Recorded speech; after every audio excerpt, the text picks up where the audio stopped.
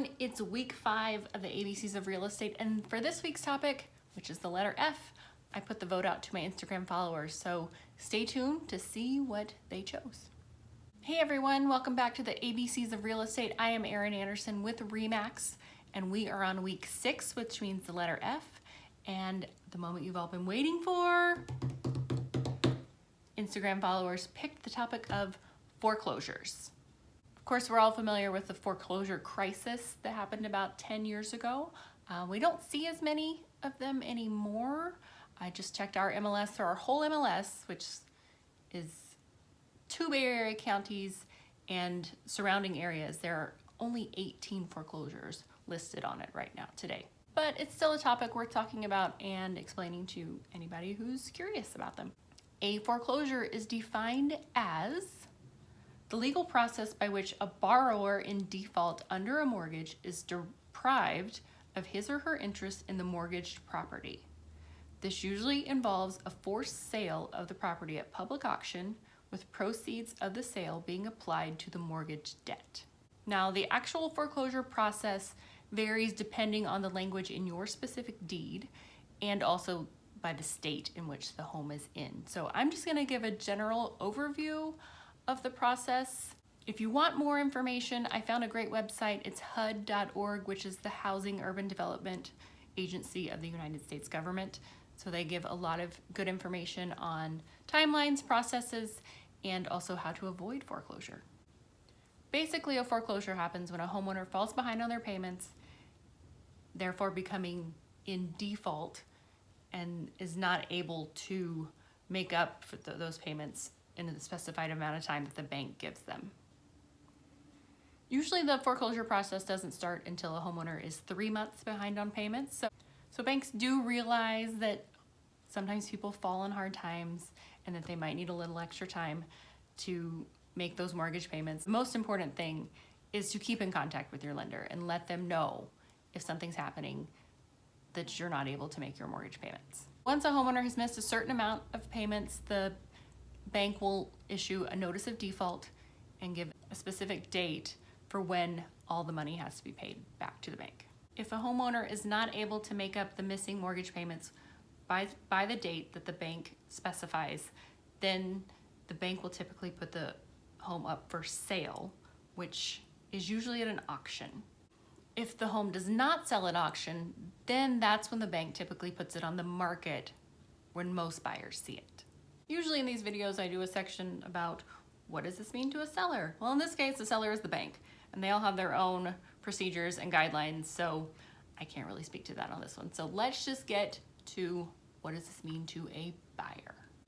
Now, the actual process of buying a foreclosure, once it hits the market, it doesn't vary that much from buying from a private seller.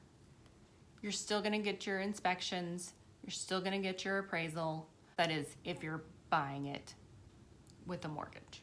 Some things that may be different is that when you are buying a foreclosure, you're not gonna have the disclosures that a seller usually provides to a buyer. So you're not really gonna know the history of this house. You're not gonna know what repairs were done or not done. You're not gonna know the age of the roof. You're not gonna know if the neighbor's dog barks incessantly. Things the seller should disclose.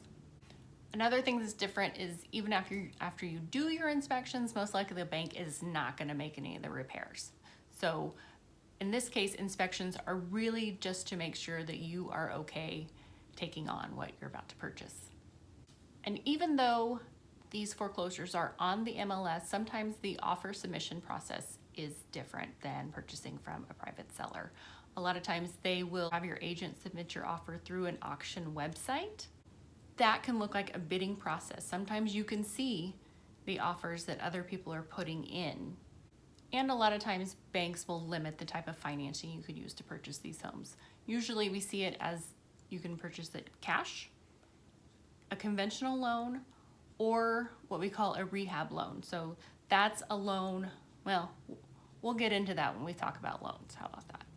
One thing buyers may not think about when purchasing a foreclosure is that these banks are trying to get back money that they've lost. They've already loaned out this money. Those people did not pay them back.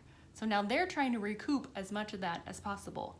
So one way that they do that is they charge buyers a fee, an additional fee, and I've seen it as high as 5% of the purchase price.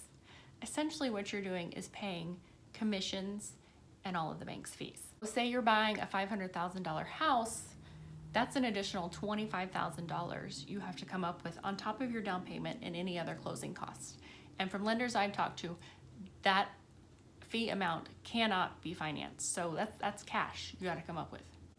The rest of the process is pretty much the same. You go through all the same steps as buying from a private seller, but it may take longer just because you are dealing with a corporation and not just one person making decisions. So hopefully that helped answer some questions you may have had about foreclosures. There is something I want to talk about before we are done here, and that is the topic of pre-foreclosures. These are things you see on websites such as Zillow, and I really wish they did not show these because it's very misleading to a buyer. A pre-foreclosure means that the homeowners are behind on their payments, but it doesn't mean that the house is for sale. It just means that the bank has started the foreclosure process, meaning they've given that notice of default. But the homeowner can still either work something out with the bank or make up those payments. It still has to go through the rest of the foreclosure process that we just talked about before it's actually on the market available for buyers. So I hope that cleared up any questions. If you do have any more, put them in the comments. Remember to like and subscribe so you don't miss any of these videos. I hope you'll join me next week and have a great day.